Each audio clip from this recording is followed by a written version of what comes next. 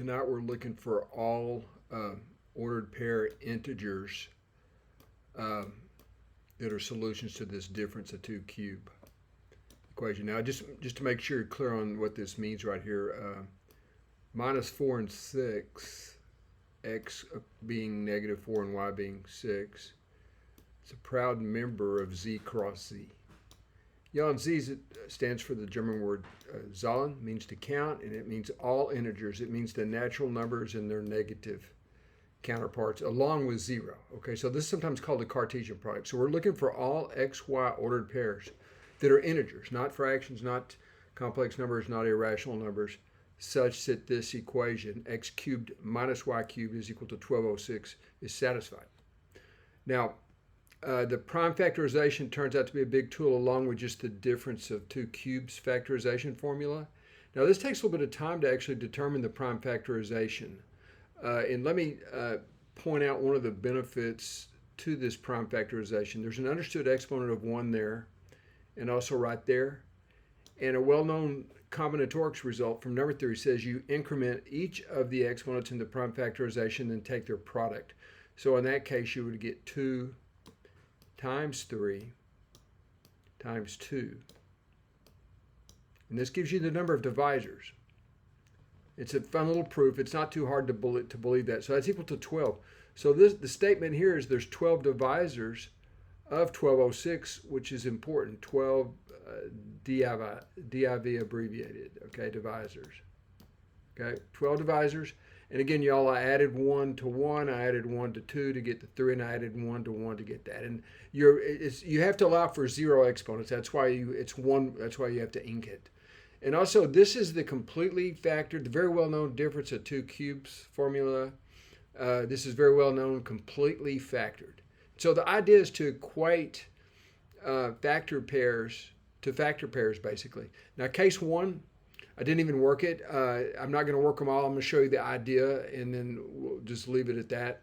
But notice that 1 times 1206. So you could call x minus y 1 and 1206 this guy and see if it worked out. See if it solved, okay?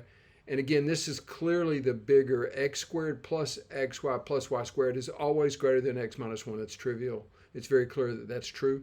So you associate the smaller number with x minus 1, the smaller divisor, with x minus y, and the larger divisor with x squared plus xy plus y squared.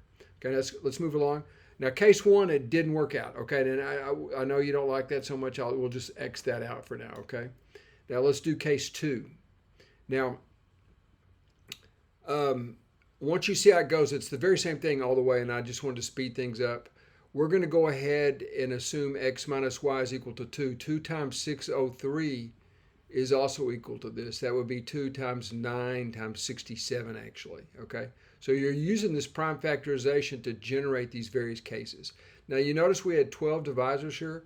Well, we actually have 6 cases, which makes sense because you need 2 divisors. So 6 times 2 is 12. Okay, so let's go ahead and continue here. Now, y'all, right here, what we did here, hopefully this is very clear what's going on. With this in sight, we're going to equate x minus y with 2. The 2 that you see right here, 2 times 603 is this constant term in the original. So here's your 2. Okay, and then now what did I do right here? All of a sudden, this guy's changed to nothing but y's, right?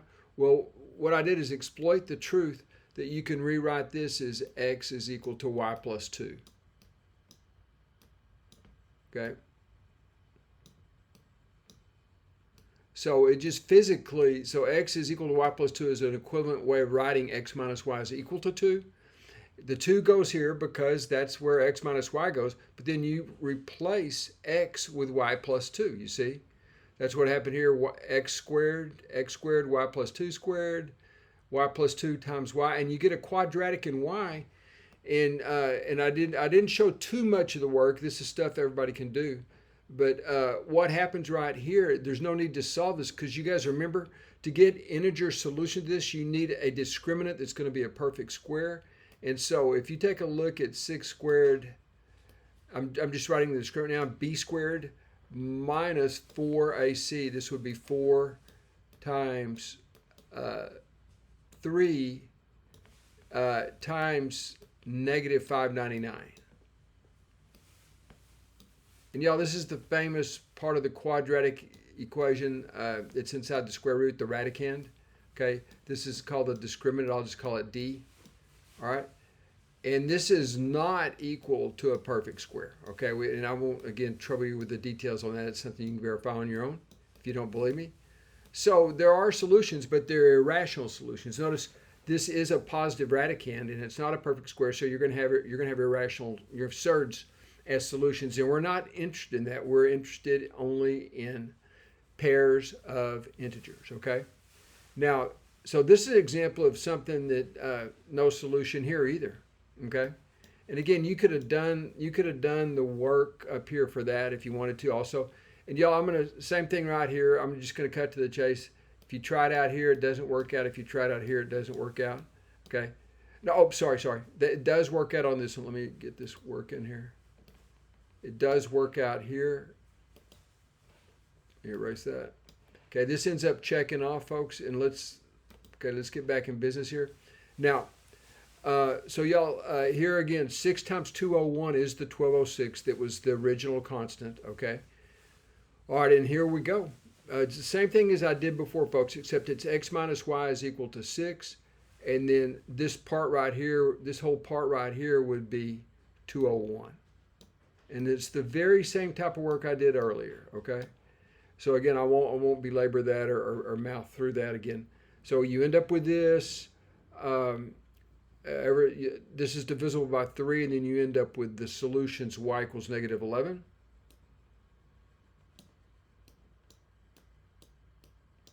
Okay, but if you come back up here, if y is negative 11, what does that force x to be? That would imply that x is equal to negative 5, right? Okay, folks, again, if y plus 11 is equal to 0, that means y is equal to negative 11. And if you substitute that right here, negative 11, this ends up being x equals negative 5, right? You would have negative 5 minus negative 11 is the same as negative 5 plus 11, which is 6, right? Now also we have y equals 5. Okay, so y equals 5 in a similar fashion implies that x is equal to 11. Okay, so we have two solutions, namely negative 5,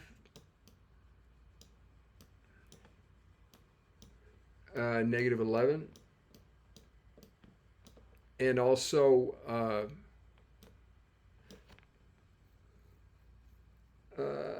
11, 5.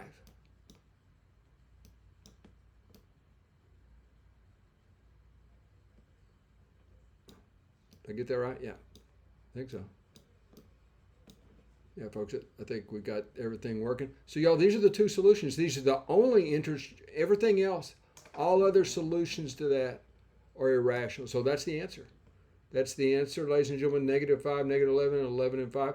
And again, there's two more cases.